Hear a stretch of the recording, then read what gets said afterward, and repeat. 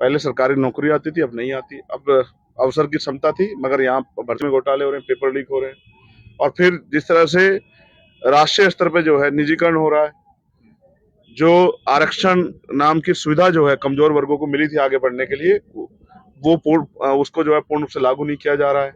फिर आर्थिक आधार पर आरक्षण लागू हो गया है, उसके बाद महिला रिजर्वेशन आ गया है, तमाम तरह की चीजें हो रही हैं। ये सब चीजें बहुत सारे रूप से अगर देखा जाए तो एंटी कॉन्स्टिट्यूशनल हैं।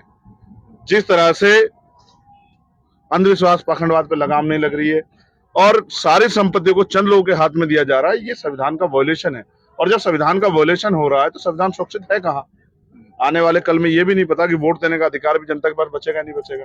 इसलिए लोगों को जागरूक करना, क्योंकि हम ये समझते हैं कि आरएसएस बीजेपी के लोगों ने कभी भारतीय संविधान में आस्था और विश्वास नहीं रखा है।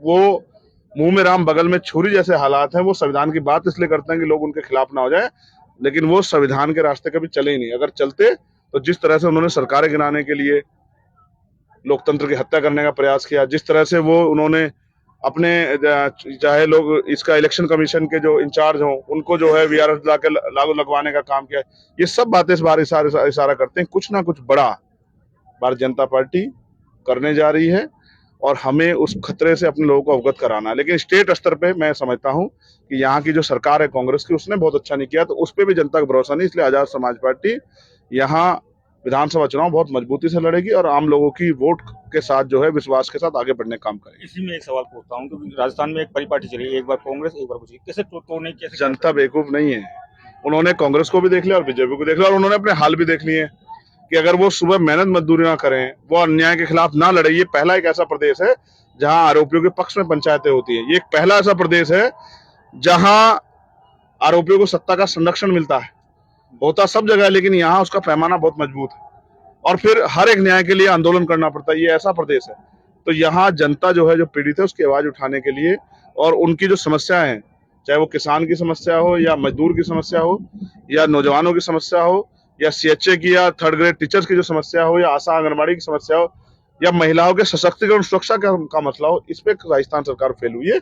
इन पे काम करने के लिए एक अच्छी सरकार की जरूरत यहाँ है। दोनों पार्टियों की अब सूची आने वाली है, उम्मीदवार आए मुझे क्या फर्क पड़ता है? कितने सीटों पे चुनाव लड़ेंगे? ये पार्टी का फैसला। जल्द हम अपनी सूची जारी करेंगे। इस यात्रा के तत्काल बाद हो सकता है इस यात्रा के बीच में भी अपनी एक सूची जारी कर दें।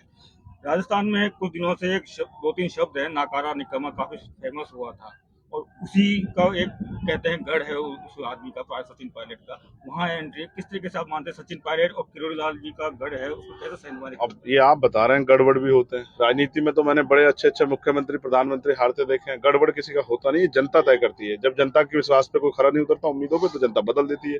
लोकतंत्र में नेता अपने आप को मालिक ना समझे, जनता मालिक है और जनता सबको देख रही है। केंद्र में एनडीए वर्सेस इंडिया इस तरीके से देखते हैं, कितना बेनिफिट होने वाला, कितना? भाई मुझे क्यों देखना है? राजस्थान का चुनाव, मैं राजस्थान का चुनाव देखूंगा। जब वहां का चुनाव आएगा तो उस चुनाव को देखूंगा।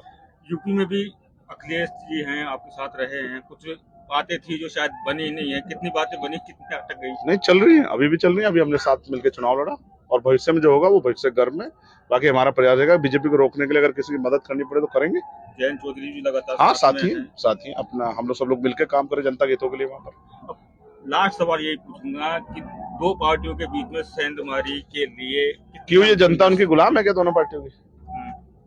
अगर उन्होंने अच्छे काम किए होते तो ये बदले क्यों जाती? उनके पास विकल्प नहीं था, अब उनके पास यहाँ विकल्प तैयार हो रहे हैं और देखना जनता जब वोट करेगी ना तो अच्छे अच्छे कुर्सी छीन लेगी। नहीं, राजस्थान में थर्ड फ्रंट भी आए हैं लेकिन सक्सेस नहीं हुए हैं। अच्छे लोग नहीं आए होंगे ना।